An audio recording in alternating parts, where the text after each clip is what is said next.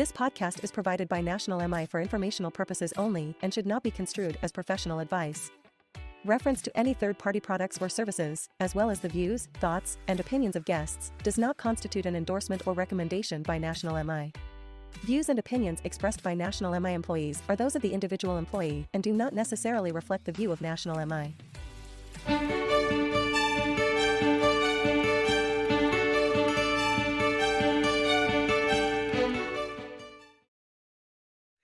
Welcome, everybody, and welcome back to the Mortgage Mix podcast. My name is Ralph Remy. I'm your host, and I am excited to bring back, really for the first time, a return guest, the one and only Kristin Messerli from FirstHomeIQ. Hey, Kristin, how are you?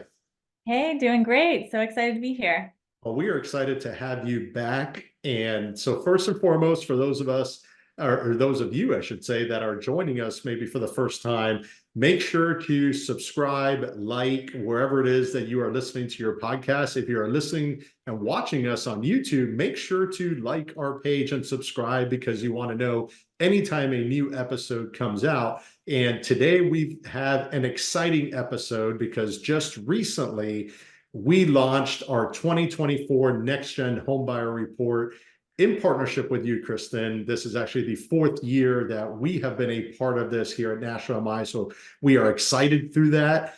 And we're excited to really talk through your findings. I know that those that maybe have downloaded the report already, if you haven't, we're going to encourage you to go to our website, to the NextGen page, and download that. If you're on YouTube, you can find a link below.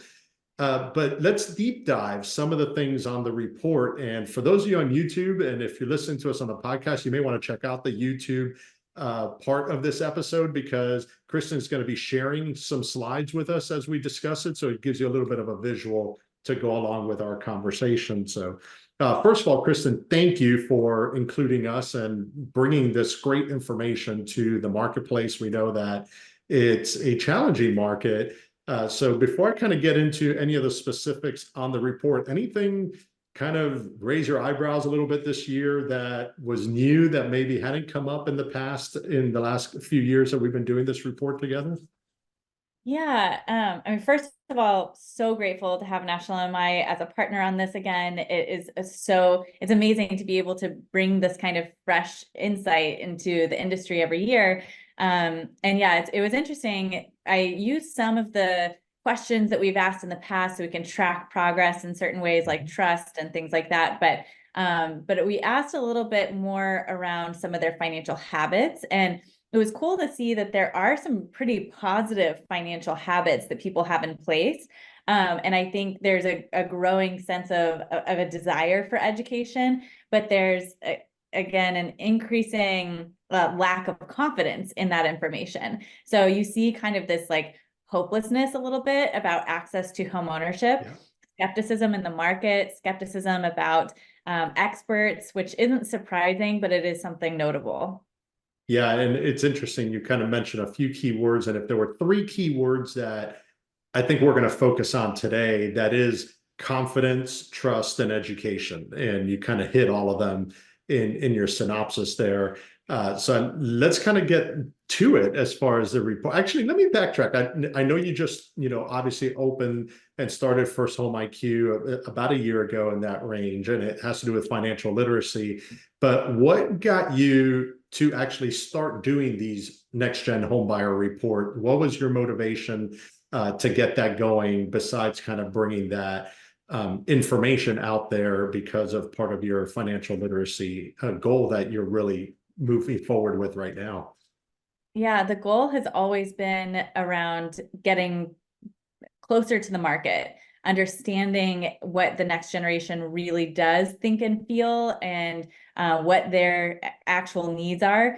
I was doing lots of interviews in partnership. National MI was sponsoring a lot of those. I was having lots of conversations with millennials, and at the time we weren't talking about Gen Z yet, but we were talking about next gen home buyers. And I thought this is important for us to look at a larger scale. And I did that for some companies, and I thought, okay, let's come together and do this for the industry. So it's been really helpful, partly for, the just bringing this information forward, but it's also been helpful as I started FirstHomeIQ to know the kind of education we need and the approach we need in order to reach this segment of home buyers. Yeah, and it's interesting you say that because it has evolved even in a very short span of time of 4 years, where it was maybe 4 years ago was very millennial based and millennial heavy, to now you have a new component in Gen Z as they have begun kind of getting into the home buying market, if you will. So I know our hope as a National MI, and I know part of our partnership is loan officers, lenders out there listening to us, use this information to better educate yourselves so you can ultimately educate your clients and your home buyers out there and your market, and quite frankly, even your realtors, and bring this as a value add to your partners out there. So let's kind of talk through the 2024 version of this report. So you kind of, I want to really focus on the 6 insights that you put. You kind of start the report out with that, is you have 6 key insights. And I really want to start with the top 2, because the top 2 really has to do with confidence or lack thereof. So there's a lack of confidence when it comes to accessibility of home ownership, and there's a lack of confidence when it comes to the home buying process or the knowledge of home buying. So talk me through that a little bit of what you feel is or you're hearing from those that you interviewed as regards to this lack of confidence that they have. Yeah, this slide, I think, is maybe one of the most important slides of the presentation. And for those who are listening, we're looking at those 2 stats that Ralph brought up. Only 1 in 3 are confident in the stability of the market. Or actually, I don't know if you brought that one up, but it's a lack of confidence. And the big one was that over half are not confident that homeownership will be accessible to the next generation in the future. So this overall lack of confidence that homeownership is accessible to them now or in the future, I think is a big theme that I hear in the market, and that a lot of people report from about their home buyers is a lot of people aren't even entering the market because they're skeptical that it's a good idea. I actually just finished a call with a group of high school students that were teaching with FirstHomeIQ, and these are students in high school that are talking about, they were asking questions of one of our volunteer ambassadors, and they're asking questions about buying a home, and a bunch of people were saying, but do you think it is really a good idea to buy? And do you think that there's, the market is going to change? Like, they're asking kind of advanced sounding questions that I thought, man, people have access to information, which we'll get to, in a very different way with this next generation. They're watching TikTok videos that are talking about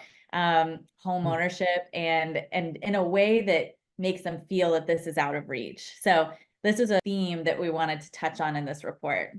Yeah, for those of you that may be listening on a podcast, that was page 17 of our homebuyer report that Kristin was referencing. And it's interesting you talk about not just, obviously high schoolers, but when we're talking about in this report, next gen potential home buyers, how has their mindset start to shift from, I've been hearing this kind of phrase over the last few months, especially, and it's the question of, is the American dream still alive as far as when it comes to home ownership? What did you kind of hear from? It looks like there's a desire to it. It's hoping that they don't kind of lose that confidence to the point where they give up. Is that kind of the same thing you're hearing out there?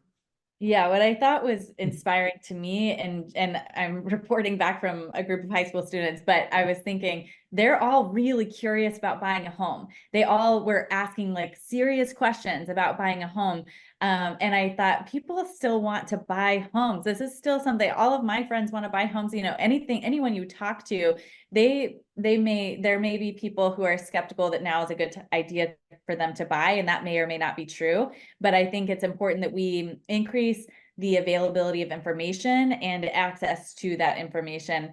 And that, that's another point that you had brought up, the other key point that we talked about, that 51% of NextGen say they're not confident in their knowledge of buying a home. That's slide 18, right after the one we just talked about. That's just this lack of confidence in their understanding and education, which is definitely reflected in the last report we did on financial literacy back in September, I think it was. This is a big challenge for people, no matter their age. Yeah. So when we talk about that confidence and even, or lack thereof in this case, how do we help build that confidence, excuse me? How can we as an industry help getting them on that path toward, even if it's a small step? You know, I know in the report you talk about how often they're getting their credit pulled, the amount of debt that they have and where that debt is. But how do we help them kind of take those steps forward so they feel they're progressing in the right direction? Yeah, I think we need to provide both education and inspiration. At First Home IQ, we talk about education, inspiration, and resources. So like, how are you coming together or bringing that together to your audience? And that might be your customer going through the home buying process. Are you giving them education about what they can expect? Are you helping them to, lead them through this process in a way that's transparent and helps them feel inspired and safe going through that? And are you giving them resources along the way? But how, as in your general community, how are you doing this? And, at First Home IQ, we focus on social media, your digital presence, like putting information out there. It might even be just sharing some of this data. You could put share a video going over some of these slides and talk about them and share them with your audience in a story on Instagram, something like that that's delivering this inspiration in a way that's accessible. It might be doing webinars. It might be doing presentations in local schools or community events. But those are ways that you can decrease the space between the consumer and someone they can trust. And I think that's the problem today. I mean, there's so many. I was just listening to a podcast not too long ago from the New York Times that's talking about how it's better to rent than to own. And there's all that kind of news out there all the time that's telling people this one-sided message. And, again, whether it is a good idea for them to rent or own should be up to that individual, but they're not getting all the information. So how can you as a leader bring that? And I think it's through your digital network, it's through your in-person network, and it's always about leading with education. Yeah, and I think that brings a big piece is the education part of it. And you mentioned a lot of different resources or sources as to where they can be getting that type of information. So on your report, it clearly states without a shadow of a doubt that YouTube is the #1 source for NextGen, where they go to find that information. And then when you take it a step further, obviously we know YouTube is videos. So video content is that source. So how, you mentioned some of it, doing Instagram quick videos using maybe some of the stats that were, posted on this report. But obviously videos and even online articles. So we are actually on slide 24 of the report that Kristin is showing on screen right now. And when you think about those things, articles and videos, you can be sharing videos and creating videos and sharing it out to your network.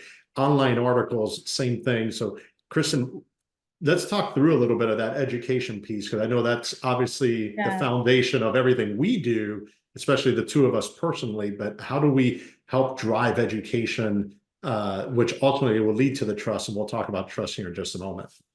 Yeah, and I'll say, online articles are a different type of thing. Like each of these pieces of content are different, and you can't just I don't think you can just do one.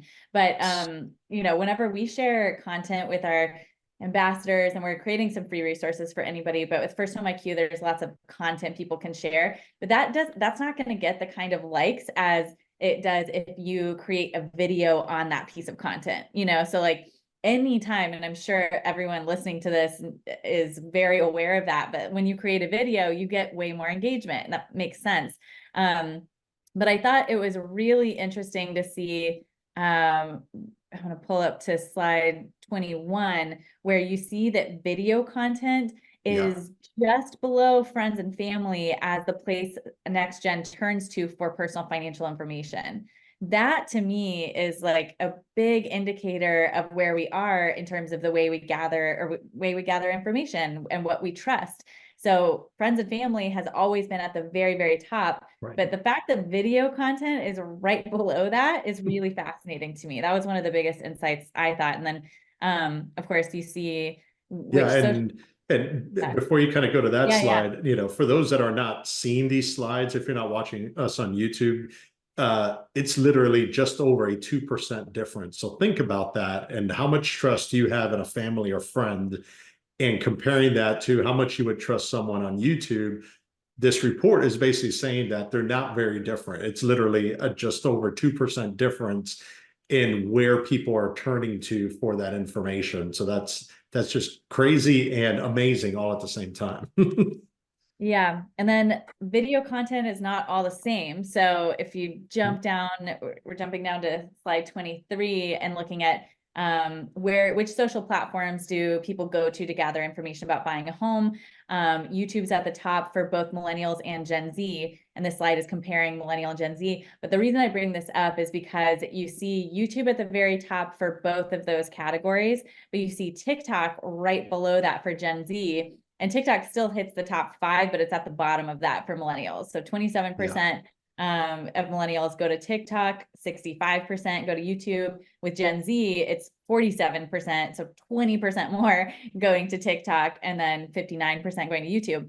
And of course, those are two different kinds of content. And I think it's really important that you're using both. And there's video on Instagram as well. But that's where people are going to be gathering a lot of information in different ways. TikTok, of course, and Instagram being short videos, and YouTube being longer form.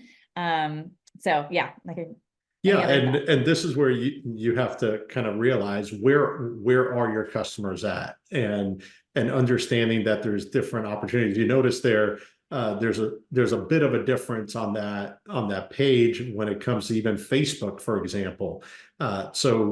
And then if you go even kind of to the next stage beyond millennials, and you go to some of the older generations, that Facebook number would probably be even higher. So kind of understanding where your clients are, who your target audience is, and then getting that information in the right area, or in the right social media platform of where they're at, is going to get you a little bit more, awareness out there to the audience you're intending to get it in front of. So go ahead, Kristin. I see you just pulled up slide 22 as well. I know, I was just thinking, I don't need to show this slide. I like this. The whole section was really interesting to see how, the top 5 social media platforms across the board, millennial and Gen Z, where YouTube, Facebook was number 2, which I think probably surprises some people, because it is used a lot less with Gen Z. But and then Instagram, TikTok, and then Reddit which to get into the conversation around trust, which was one of those top insights.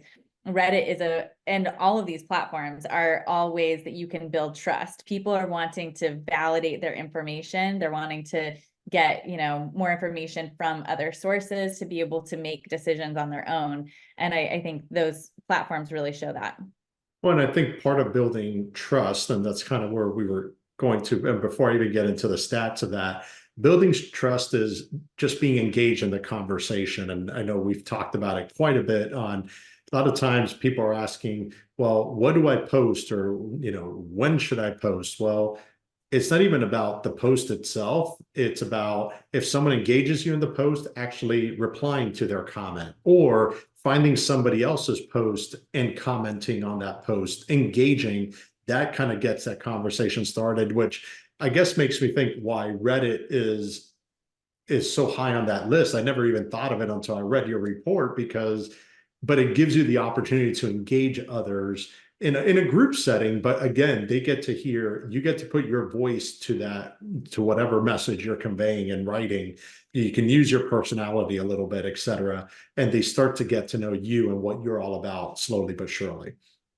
Yeah, definitely. Yeah, I think the Reddit piece was interesting, but it's just to show you how much, especially you see that a lot higher with millennials, and they're really, really skeptical. They're really wanting to see even what strangers that they don't trust. They can see a bunch of crazy information from people on Reddit, but they're sifting through that, they know like, oh yeah, there's some crazy people out there making these comments, but it's worth it to me to sift through all of this to get some third party, validation. So Exactly. Well, it's interesting. I guess no matter where you go, it doesn't matter what platform, you're going to get crazy comments in one way, yeah. shape, or form.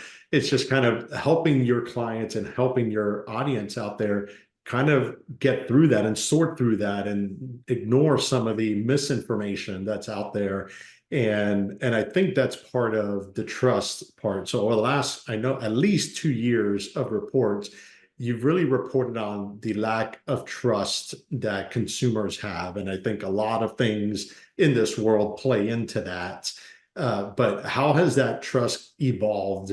And to me, this, a lot of things we've talked about in educating starts to turn the table. I feel like, I think you put 51%. So we're right at the 50-50 mark. Do or do not trust their lender or their financial partner. How do we help continue that? I'll say in the right direction, because I feel like that number was higher over the last few years. So how do we continue to make that kind of continue to go down where they are trusting you a lot more? Yeah, I would say it's not statistically significant that we're, moving in the right direction, but we are moving in the right direction. And I think, but what I think is important to recognize is that this distrust isn't going to go anywhere. We are going to, as consumers, be distrusting of experts, just because, as you've heard me talk about a lot, as a whole society, we're less trusting of media, healthcare, technology companies, you name it, government. You could go down any industry and we're less trusting. So that was one of the big things that, I've been talking about over the last year. But as it comes to our industry, how do you build trust? It's all the ways we've been talking about, how it's through sharing information and education. It's by giving them information that helps them validate their research. So it's not just you talking, it's you sharing this. It is also you doing video content so they're able to get to know you as a person. All of that is going to help in improving that number. And the other good thing about high distrust is that whenever they do trust you, you feel like something really special. They're going to stick with you, and they're going to send you lots of business too. Yeah, and that's a great point, because there is such distrust out there that the moment you do capture their trust, based on this slide you were just showing, Kristin, I don't remember the number, the slide number it was for those 19. So it just elevates you and takes you to yet another level compared to your competitors out there, because you have captured that trust. And think about it, right now, in that slide, it showed that there's a lot more trust to make better financial decisions in realtor partners than they are with their lender right now.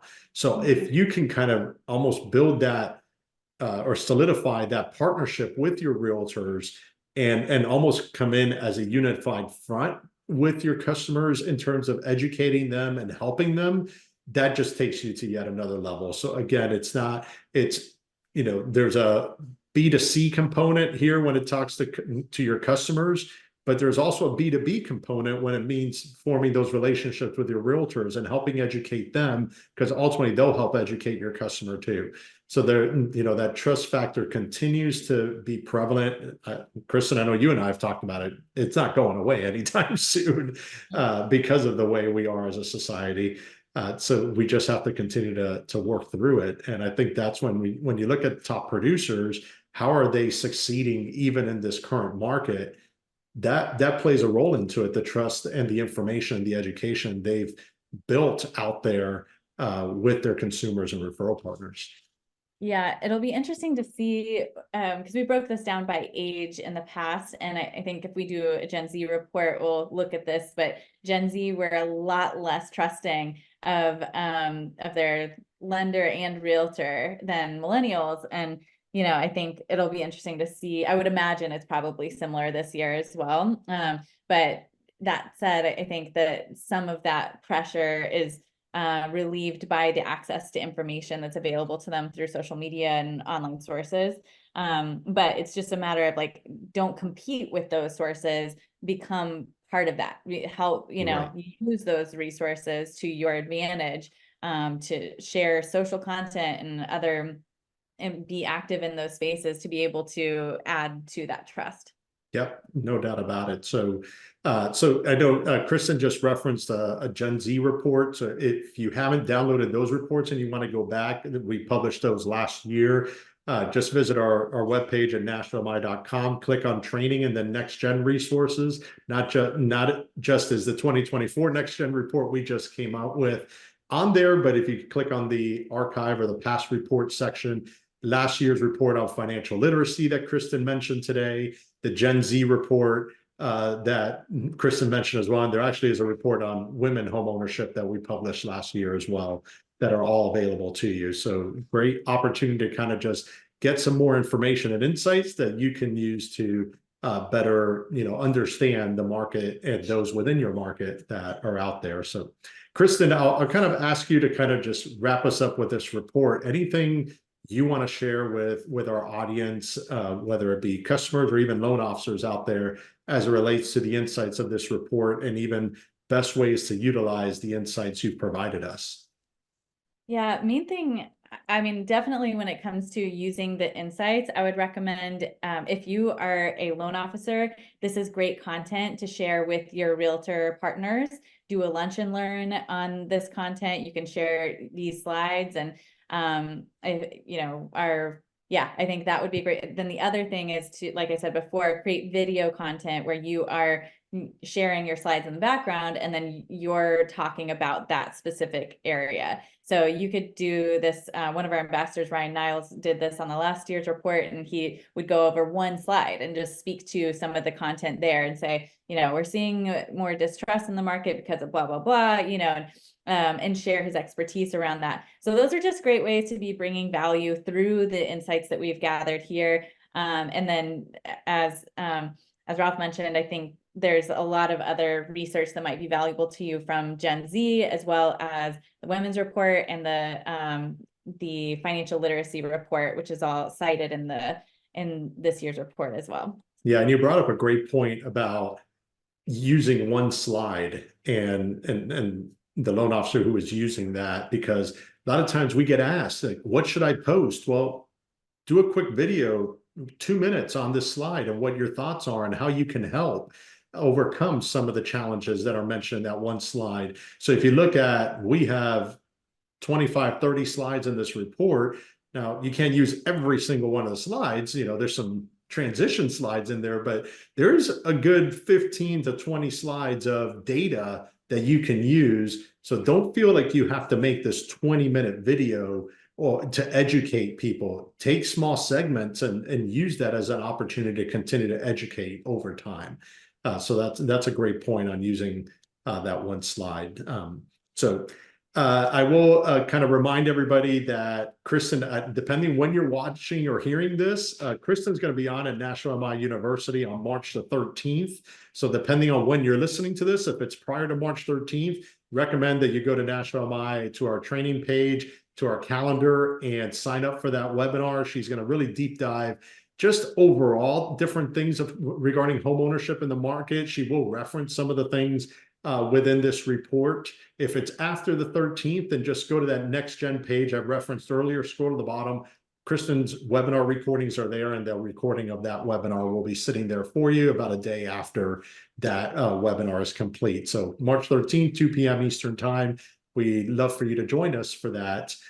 In the meantime, again, if you haven't subscribed to us, subscribe to the Mortgage Mix podcast.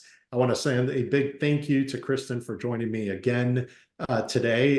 You are my first repeat, but I'm confident this will not be your last visit to our podcast. I'm so glad to make that spot of the first repeat. So thanks for having me. Yeah, so I guess next time I have you, I'll have to say it's the first try, Yes. visitor to our podcast, but we'll keep that record going for you.